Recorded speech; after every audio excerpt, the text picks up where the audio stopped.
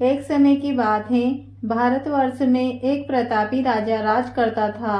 वह बड़ा ही प्रतापी और दानी था। वह प्रतिदिन मंदिर में दर्शन करने जाता, ब्राह्मण और गुरु की सेवा किया करता था। उसके द्वार से कोई भी निराश होकर नहीं लौटता था तथा वह प्रत्येक गुरुवार को व्रत करता एवं पूजा करता था। हर दिन गरीबों की सहायता करता था, परंतु यह सब बातें उसकी रानी को अच्छी नहीं लगती थी।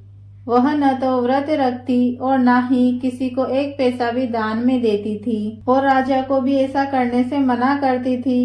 एक समय की बात है, जब राजा शिकार खेलने वन को गए थे और घर पर रानी और दासी थी। उसी समय गुरु बृहस्पति एक साधु का रूप धारण कर राजा के दरवाजे पर भिक्षा मांगने आए। रानी से भिक्षा मांगी तो वह कहने लगी, हे साधु महाराज, मैं इस दान और पुण्य से तंग आ चुकी हूँ। मेरे से घर का कार्य ही समाप्त नहीं होता। इस कार्य के लिए तो पतिदेव ही बहुत हैं। अब आप इस प्रकार की कृपा करें कि सारा धन नष्ट हो जाए ताकि मैं आराम से रह सकूं। साधु बोले, हे देवी, तुम तो बड़ी विचित्र हो। संतान और धन से कोई दुखी नहीं होता, इसको सभी चाहते हैं। पापी भी पुत्र और धन की इच्छा करते हैं। अगर तुम्हारे पास धन अधिक है तो भूखे मनुष्यों को भोजन करवाओ, प्याऊ लगवाओ, ब्राह्मणों को दान दो, धर्मशालाएं बनवाओ, कुआं, तालाब, बावड़ी, बाग बगीचों आदि का निर्माण करवाओ तथा निर्धन मनुष्यों की कुंवारी कन्याओं का विवाह करवाओ और अनेकों यज्ञ आदि धर्म कर्म करो। इस प्रकार के कार्यों से आपके कुल का और आपका नाम परलोक में सार्थक होगा और आपको स्वर्ग की प्राप्ति होगी। परंतु वह रानी इन सब बातों से खुश नहीं हुई। वह बोली, हे साधु महाराज, मुझे ऐसे धन की कोई आवश्यकता नहीं है जिसको मैं और मनुष्यों को दान दूं तथा जिसको रखने संभालने में ही मेरा सारा समय नष्ट हो जाए। साधु महाराज ने कहा, हे देवी, अगर तुम्हारी ऐसी इच्छा है तो ऐसा ही होगा। मैं तुम्हें जैसा बताता हूँ तुम वैसा ही करना। बृहस्पतिवार के दिन घर को गोबर से लीपना, अपने केसों को धोना, केसों को धोते समय स्नान करना, राजा से कहना वे हजामत बनवाए, बाहर जन्मे मांस मदिरा खाना, कपड़ा धोबी के यहाँ धुलने को डालना। इस प्रकार 7 बृहस्पतिवार करने से तुम्हारी सब धन संपत्ति नष्ट हो जाएगी। यह कहकर साधु महाराज वहां से अंतर ध्यान हो गए। रानी ने साधु महाराज के कहने के अनुसार वैसा ही किया। 3 बृहस्पतिवार ही बीते थे कि उसकी समस्त धन संपत्ति नष्ट हो गई और भोजन के लिए भी दोनों समय परिवार तरसने लगा तथा सांसारिक भोगों से दुखी रहने लगा। तब वह राजा रानी से कहने लगा कि हे रानी, तुम यहाँ पर रहो, मैं दूसरे देश को जाऊं, क्योंकि यहाँ पर हमें सभी मनुष्य जानते हैं, इसीलिए कोई कार्य भी नहीं कर सकता। देश चोरी परदेश भिक्षा के बराबर होती है। ऐसा कहकर राजा परदेश चला गया। वहाँ जंगल में जाता, लकड़ी काट कर लाता और शहर में बेचता। इस तरह जीवन व्यतीत करने लगा। इधर राजा के बिना रानी और दासी दुखी रहने लगी। किसी दिन भोजन मिलता और किसी दिन जल पीकर ही रह जाती। एक समय रानी और दासी को 7 दिन बिना भोजन के व्यतीत हो गए।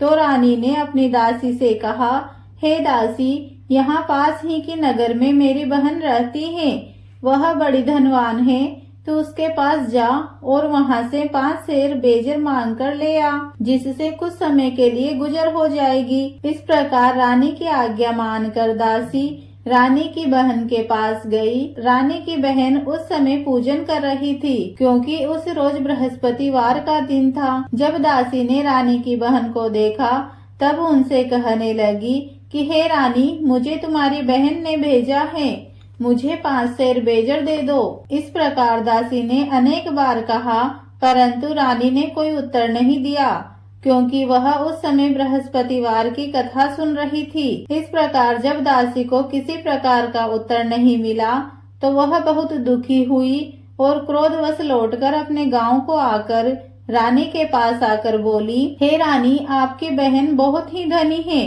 वह छोटे लोगों से बात भी नहीं करती, क्योंकि मैंने उनसे कहा तो उन्होंने कोई उत्तर नहीं दिया। मैं वापस चली आई। रानी बोली, हे दासी, इसमें उसका कोई दोष नहीं है। जब बुरे दिन आते हैं तब कोई सहारा नहीं देता। अच्छे बुरे का पता विपत्ति में ही लगता है। जो ईश्वर की इच्छा होगी वही होगा। यह सब हमारे भाग्य का दोष है। इधर उस रानी की बहन ने सोचा कि मेरी बहन की दासी आई थी, परंतु मैं उससे नहीं बोली, उससे वह बहुत दुखी हुई होगी। यह सोच कथा को सुन और भगवान विष्णु का पूजन समाप्त कर वह रानी अपनी बहन के घर चल दी और आकर अपनी बहन से कहने लगी, हे बहन, मैं बृहस्पतिवार का व्रत कर रही थी जब तुम्हारी दासी आई, परंतु जब तक कथा होती है तब तक ना उठते हैं और ना ही बोलते हैं, इसीलिए मैं ना बोली। कहो दासी, क्यों आई थी? रानी बोली, हे बहन, हमारे घर पर अनाज नहीं था। वैसे तो तुमसे कोई बात छुपी हुई नहीं है, इस कारण मैंने दासी को तुम्हारे पास 5 सेर बेजर के लिए भेजा था। रानी की बहन बोली, बृहस्पति भगवान सबकी मनोकामना पूरी करते हैं। देखो, शायद तुम्हारे घर में अनाज रखा हो। इस प्रकार का वचन जब रानी ने सुना तो घर के अंदर गई। वहाँ उसे एक घड़ा बेजर से भरा मिल गया। तब वह रानी और बांदी बहुत ही खुश हुई। दासी कहने लगी, हे रानी, देखो, वैसे ही हमको भोजन नहीं मिलता तो हम रोज ही व्रत किया करते हैं। अगर इनसे व्रत की विधि और कथा पूछ लो तो हम भी व्रत किया करेंगे। रानी ने अपनी बहन से पूछा, हे बहन, बृहस्पतिवार का क्या नियम है? तब रानी की बहन ने बताया कि बृहस्पतिवार के व्रत में चने की दाल और मुनक्का से भगवान विष्णु का केले की जड़ में पूजन करें तथा दीपक जलाएं, पीला भोजन करें तथा कथा सुने। इस प्रकार करने से गुरु भगवान प्रसन्न होते हैं, अन्न पुत्र धन देते हैं, मनोकामना पूरी करते हैं। इस प्रकार रानी और दासी दोनों ने निश्चय किया कि दोनों बृहस्पति भगवान का पूजन करेंगे। 7 रोज बाद बृहस्पतिवार आया तो उन्होंने व्रत रखा। दासी गुड़साल में जाकर चना और गुड़ बीन लाई तथा उसकी दाल से केले की जड़ का तथा विष्णु भगवान का पूजन किया। अब भोजन पीला कहाँ से आए? दोनों बड़ी दुखी हुई, परंतु उन्होंने व्रत किया था तथा इस कारण गुरु भगवान प्रसन्न थे। 2 थालों में सुंदर पीला भोजन लेकर आए और दासी को देकर बोले, हे दासी, यह भोजन तुम्हारे और रानी के लिए है, तुम दोनों भोजन कर लेना।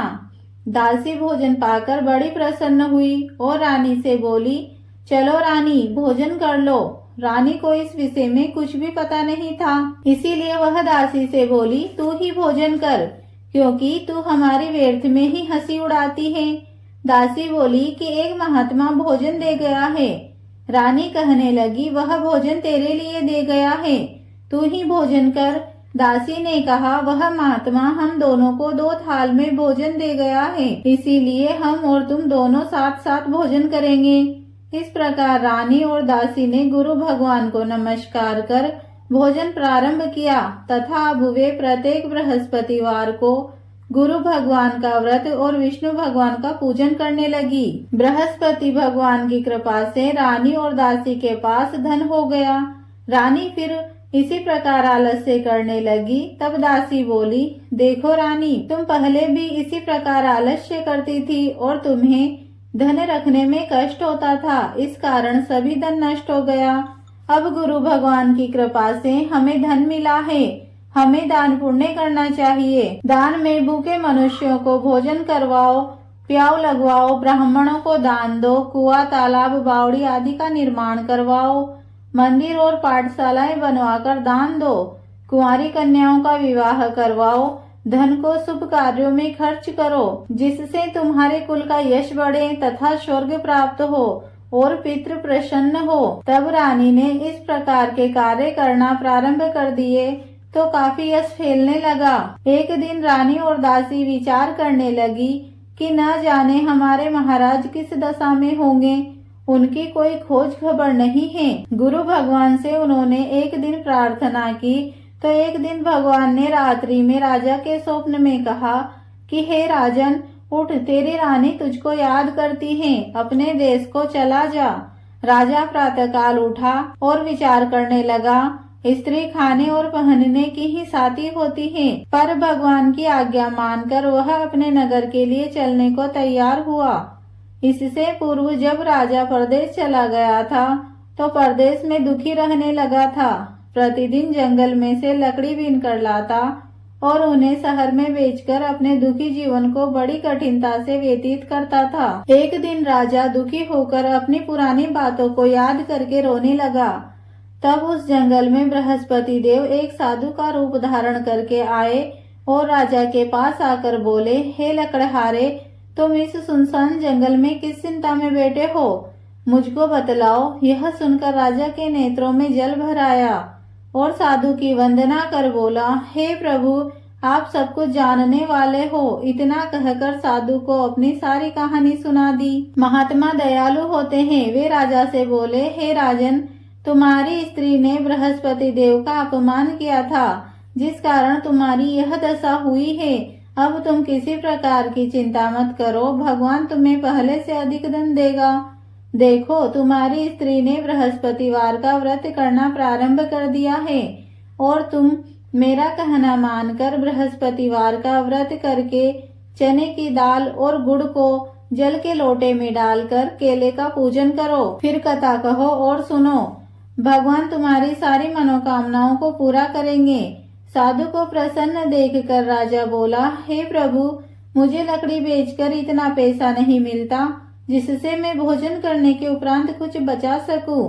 मैंने रात्रि में अपनी रानी को व्याकुल देखा है। मेरे पास कुछ भी नहीं है जिससे मैं उसकी खोज खबर मंगा सकूं, और फिर मैं बृहस्पति देव की कौन सी कथा कहूँ, यह भी मुझको मालूम नहीं है। साधु ने कहा, हे राजन, तुम किसी बात की चिंता मत करो।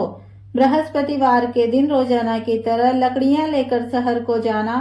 तुमको रोज से दुगना धन प्राप्त होगा, जिससे तुम भली भांति भोजन कर लोगे तथा बृहस्पति देव की पूजा का सामान भी आ जाएगा। बृहस्पति देव की कहानी इस प्रकार है। प्राचीन काल में एक ब्राह्मण था। वह बहुत ही निर्धन था। उसके कोई संतान नहीं थी। वह नित्य पूजा पाठ करता, परंतु उसकी स्त्री बहुत मलिनता के साथ रहती थी। वह न तो स्नान करती, न ही किसी देवता की पूजा करती। प्रातः काल उठते ही भोजन करती, बाद में कोई अन्य कार्य करती। इससे ब्राह्मण देवता बहुत दुखी थे। बेचारे बहुत कुछ कहते थे, किंतु उसका कोई परिणाम न निकलता। भगवान की कृपा से ब्राह्मण की स्त्री के कन्या रूपी रत्न पैदा हुई और वह कन्या अपने पिता के घर में बड़ी होने लगी। वह बालिका प्रातः स्नान करके विष्णु भगवान का जाप करने लगी, बृहस्पतिवार का व्रत करने लगी। अपने पूजा पाठ को समाप्त करके स्कूल जाती तो अपनी मुट्ठी में जौ भर कर ले जाती और पाठशाला जाने के मार्ग में डालती जाती। वह जो स्वर्ण के हो जाते तो लौटते समय उनको बीनकर घर ले आती थी। एक दिन वह बालिका सूप में सोने के जौ को फटक कर साफ कर रही थी तो उसकी माँ ने देख लिया और कहा, हे बेटी, सोने के जौ को फटकने के लिए सोने का सूप होना चाहिए। दूसरे दिन बृहस्पतिवार था। इस कन्या ने व्रत रखा और बृहस्पति देव से प्रार्थना की कि हे प्रभु, यदि मैंने आपकी पूजा सच्चे मन से की हो तो मेरे लिए सोने का सूप दे दो। बृहस्पति देव ने उसकी प्रार्थना स्वीकार कर ली। रोजाना की तरह वह कन्या जौ फैलाती हुई स्कूल को गई और जब लौटकर जौ बीन रही थी तो बृहस्पति देव की कृपा से रास्ते में सोने का सूप मिला। उसे वह ले आई और उससे जौ साफ करने लगी, परंतु उसकी माँ का वही हाल रहा। एक दिन की बात है कि वह कन्या सोने के सूप में जौ साफ कर रही थी। उसी समय उस शहर का राजपुत्र वहाँ से होकर निकला। इस कन्या के रूप और कार्य को देखकर मोहित हो गया और अपने घर जाकर भोजन तथा जल त्याग कर उदास होकर लेट गया। राजा को इस बात का पता लगा तो अपने मंत्रियों के साथ अपने पुत्र के पास गए और बोले, हे पुत्र, तुम्हें किस बात का कष्ट है? क्या किसी ने तुम्हारा अपमान किया है या फिर कोई और कारण है? सो जो है वह कहो, मैं वही कार्य करूँगा जिससे तुम्हें प्रसन्नता हो।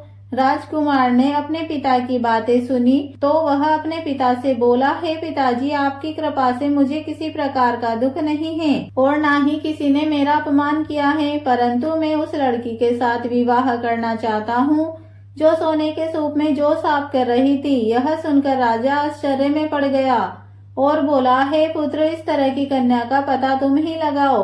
मैं उसके साथ तुम्हारा विवाह अवश्य करवा दूंगा। राजकुमार ने अपने पिता के वचन सुनने के पश्चात उस लड़की के घर का पता बतलाया। राजकुमार के बताए पते के अनुसार मंत्री उस लड़की के घर गए और ब्राह्मण कन्या का विवाह राजकुमार के साथ संपन्न हुआ। कन्या के घर से जाते ही पहले की भांति ब्राह्मण देवता के घर में गरीबी का निवास हो गया। अब भोजन के लिए भी अन्न बड़ी मुश्किल से मिलता था। एक दिन ब्राह्मण देवता दुखी होकर अपनी पुत्री के पास गए। बेटी ने पिता की दुखी हालत को देखकर अपनी माँ का समाचार पूछा। तब ब्राह्मण ने सभी हाल कह सुनाया।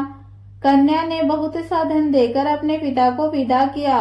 इस तरह ब्राह्मण का कुछ समय सुख पूर्वक व्यतीत हुआ। कुछ दिन बाद फिर वही हाल हो गया। ब्राह्मण फिर अपनी कन्या के पास गया और सभी हाल कह डाला।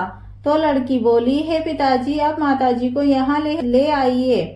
मैं उन्हें ये विधि बता दूंगी जिससे आपकी गरीबी दूर हो जाए।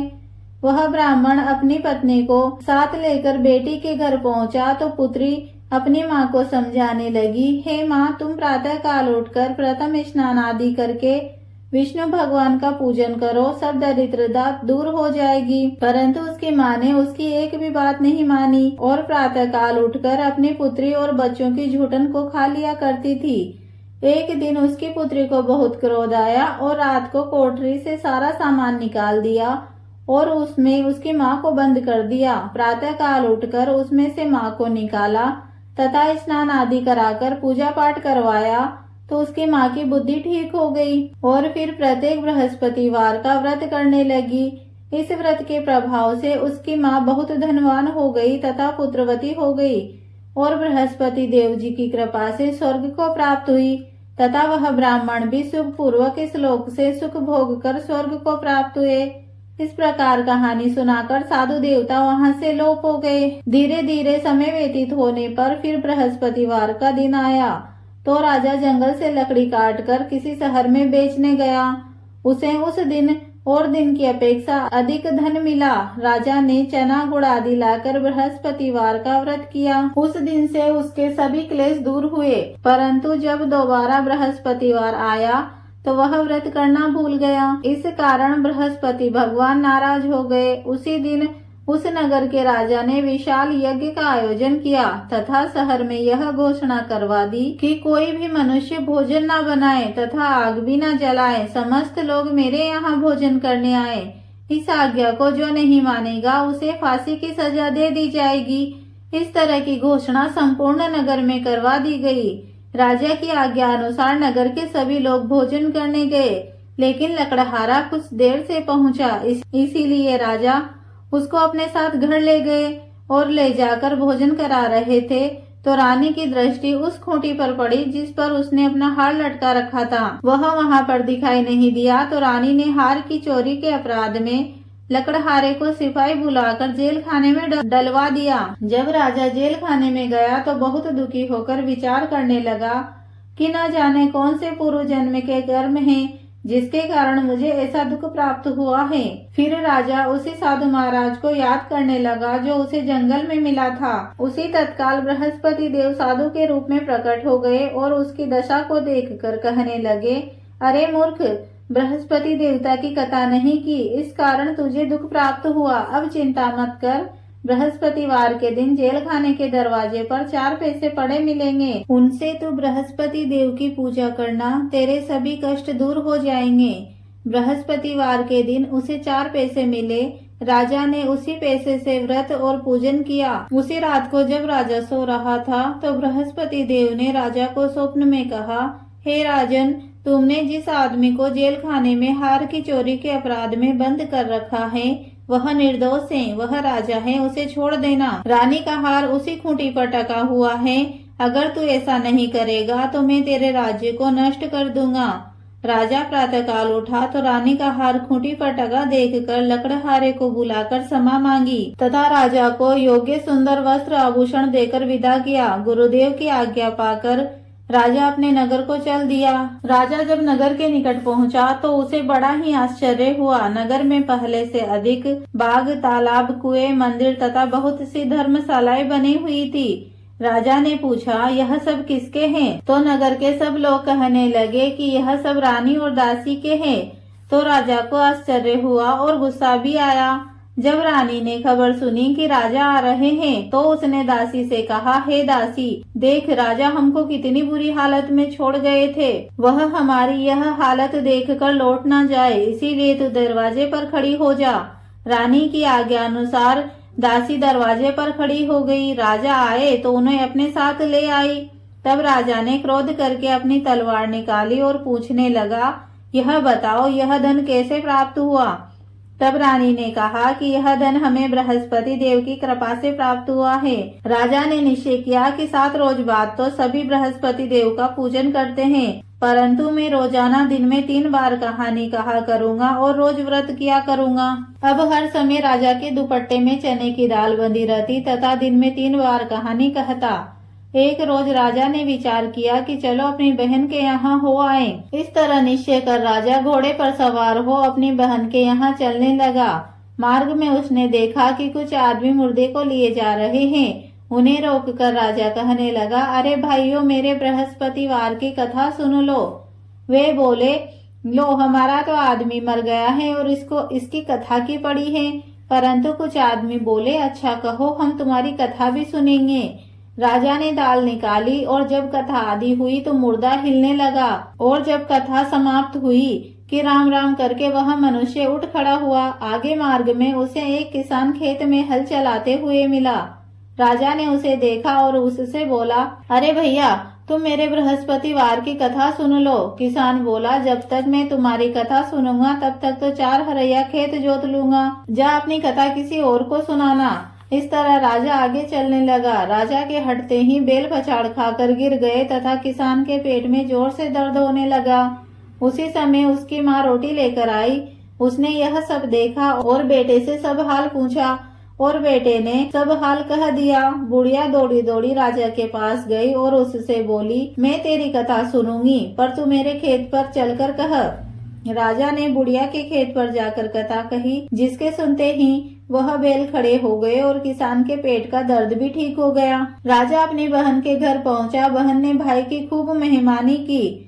दूसरे रोज प्रातः काल राजा जगा तो वह देखने लगा कि सब लोग भोजन कर रहे हैं। राजा ने अपनी बहन से कहा कि क्या कोई ऐसा मनुष्य है जिसने भोजन नहीं किया हो, तो वह मेरे बृहस्पतिवार की कथा सुन ले। बहन बोली, हे भैया, यह देश ऐसा ही है।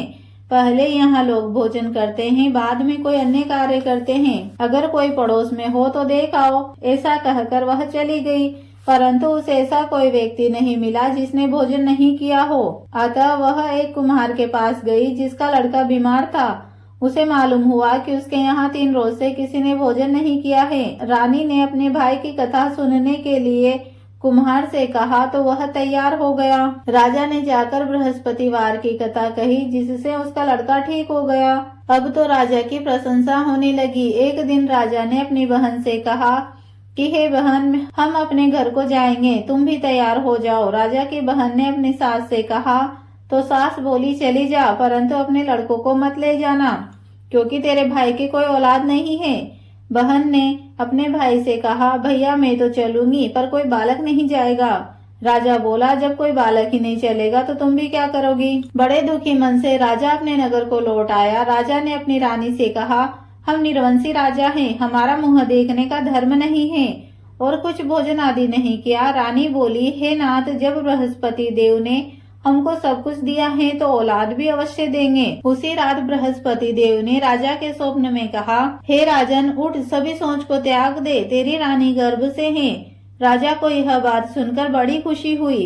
9वें मास रानी ने एक सुंदर पुत्र को जन्म दिया। तब राजा ने रानी से कहा, स्त्री बिना भोजन के रह सकती है, पर बिना कहे नहीं। जब मेरी बहन आए तो उसे कुछ मत कहना। राजा की बात सुनकर रानी ने हाँ कर दी। जब राजा की बहन ने शुभ समाचार सुना तो वह बहुत खुश हुई और बधाई लेकर अपने भैया के यहाँ आई। तब रानी ने कहा, घोड़ा चढ़कर तो नहीं आई, गधा चढ़ी आई। राजा की बहन बोली, भाभी, मैं इस प्रकार ना करती तो तुम्हें औलाद कैसे मिलती? बृहस्पति देव ऐसे ही हैं जैसी जिसके मन में कामनाएं होती हैं वे सभी पूर्ण करते हैं। जो सद्भावना पूर्वक बृहस्पति देव का व्रत करते हैं एवं कथा पढ़ते हैं या दूसरों को सुनाते हैं, बृहस्पति देव उनकी सभी मनोकामनाएं पूर्ण करते हैं। जैसी सच्ची भावना से राजा और रानी ने बृहस्पति देव की कथा का गुणगान किया तो उनकी सभी इच्छाओं को बृहस्पति देव जी ने पूरा किया। इसीलिए सबको कथा सुनने के बाद प्रसाद लेकर जाना चाहिए। हृदय से उनका मनन करते हुए जयकारा बोलना चाहिए। बोलो बृहस्पति देव भगवान की जय।